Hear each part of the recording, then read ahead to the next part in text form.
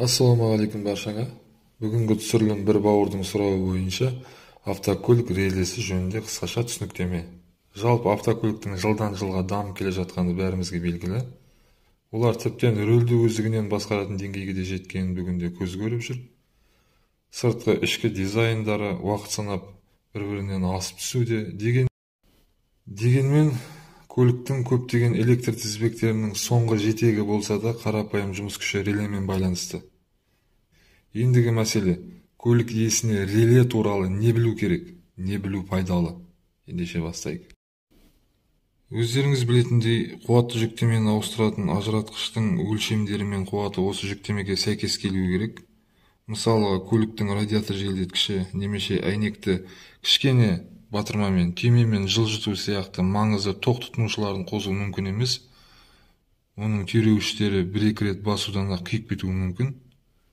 Тиісінше, түйме үлкен, қуатты, тығыз, on-off позициялары нақты бекітілулі болу керек. Оның толық жүктеме тоғына арналған ұзын қалың сымдар сәйкес келу керек. Бірақ қазіргі заманауи көліктерде мұндай үлкен қуатты түймелерге, on-off позициялары нақты белгіленген түймелерге орын жоқ. Қымбат мыстар мен қалың сымдар үнемді қолдануға тырысып келеді, сымдарды да жіңішке болып келеді сымдар көбіне. Сондықтан бұл жерде бізде осындай реле көмекке келеді. Кішкентай түйме, автокөліктегі кішкентай түймені әлсіз сыммен, жұқа сыммен басқан кезде қуатты электр қозғалтқыштарды осы реленің күшімен қосып ажыратамыз. Бұның енді жұмысы жөнінде жалпы бұның іші қалай, құрылысы қалай түсіндіре кетейін. Ішін ашқан кезде реленің ішінде обмотка бар, яғни орамасы бар реленің. Екі контакты осы орамаға келеді. Бұл жерде магнитті өріс пайда болады. Магнитті өріс тағы бір екі контактыны қосады бір-біріне. Бұл жөнінде қазір көрсете кетем, тексеріп, жұмысы қалай жүретінін барлығын. Мысалы, бізде кішкене түсініктеме бар. Жаңа реленің орамасы, реленің екі контактысы. Реленің сыртында мысалы 12 вольт деген болады. Енді автокөліктерде 12 вольт қой көбі. 12 вольт тоқ келеді. Мұнда оң терісі келеді, минус плюс 12 вольт тоқ келеді. Кернеу. Обмоткин тоққа оралған кезде бұл жерде магниттік өріс пайда болады да, мына үстіндегі магнитті төмен қарай өзіне қарай тартады. Тартқан кезде мына екі контактыны бір-біріне қосып жібереді. Дәл өстіп тартады, сол кезде мына екі контакты бір-біріне қосылады. Яғни бізде іште автокөліктің ішіндегі түйме, кішкентай түймелер енді. Сол түймелер басылған кезде осы екі контактіге 12 вольт тоқ келеді. Бұл жерге қатты нагрузка, қатты күш алмайды енді бұл жер. Сондықтан сол аз кішкентай түймелермен осыған тоға келуге болады. 12 вольт келеді осы жерге. Сол кезде бізде магниттік өріс пайда болады мына орамада. Сосын тартылып мына екі контакты қосады. Яғни бұл екі контакты не деген сөз? Екі контакты. Мысалы, стартер дедік, мысалы, радиаторды желдеткіш дедік, радиатор салқындатқыштар.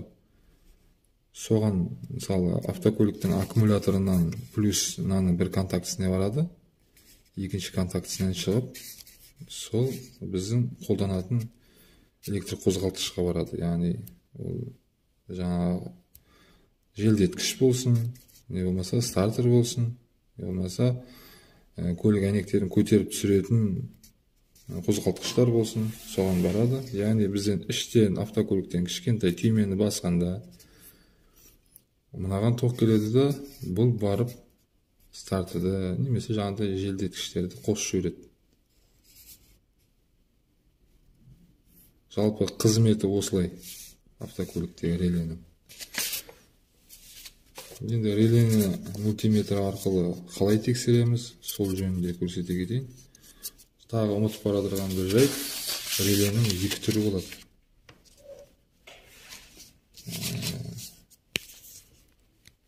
яғни біз жаңа көрсеткен реле 2 контакты ғой, қосып айыратын 2 контакты. Осының 3 контактылық түрі бар. Яғни мынау қалыпты қосылған контакты, неке тұрақты 1 мен 2 қалыпты қосылған контакты. Бұл үнемі қосылып тұрады. Яғни бұл релеге тоқ келген кезде ажыратылып кетеді. 2 мен 3 бұл әдеттегідей ажыратылған контакты. Релеге тоқ келген кезде бұл контакты қосылады керісінше. Мінеке, бұлайынан жұмыс жасайды. Қосқан кезде 3 пен 2-ні қосады, жіберген кезде 1 мен 2-ні қосады. Осы 2 реле көбіне көліктерде қолданатын. Енді реленің жұмысын қалай тексереміз сол жөнінде көрсете кетейін мультиметр арқылы.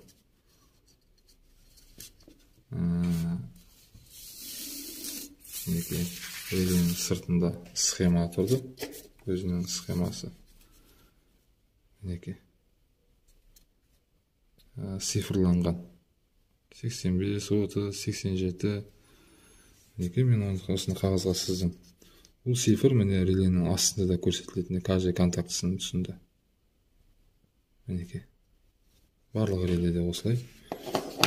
Міне жерде міне реленің орамасы, яғни обмотка.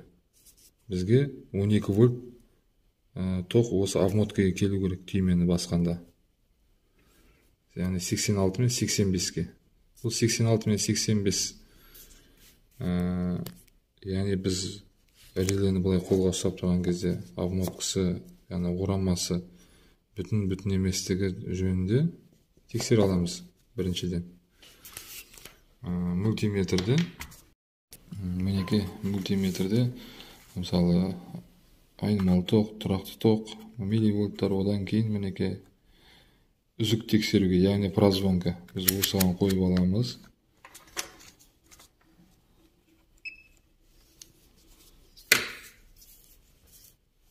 Мінеке, бірін тегізген кезде екеуін ол жөнінде, енді мультиметрді қалай қолдану жөнінде видеолар салған болатынбыз, сол видеолардан қарап анықтап алсаңыз болады. Міне бізде обмотканікі, ораманікі, яғни 85 пен 86 контакты. Мінеке, мына 2 контакты. 2 контактыға тегізген кезде бізде сигнал болады. Мінеке. Яғни бұл ораманың бүтіндігі жөнінде айтады. Мына 2 контакты бұл осы орамаға тоқ келген кезде бір-біріне қосылады. Бүгінгі кезде бұл ажыратылып тұр. Тексерсек. Мінеке, бауырлап көріпсіздер. 12 вольт тоқ берем. Мінеке. Магниті өріс пайда болды. Мен тарды. Жіберем. Айырды. Қосам, тартады. Айырды. Дауысты өздеріңіз байқап отырсыздар ғой.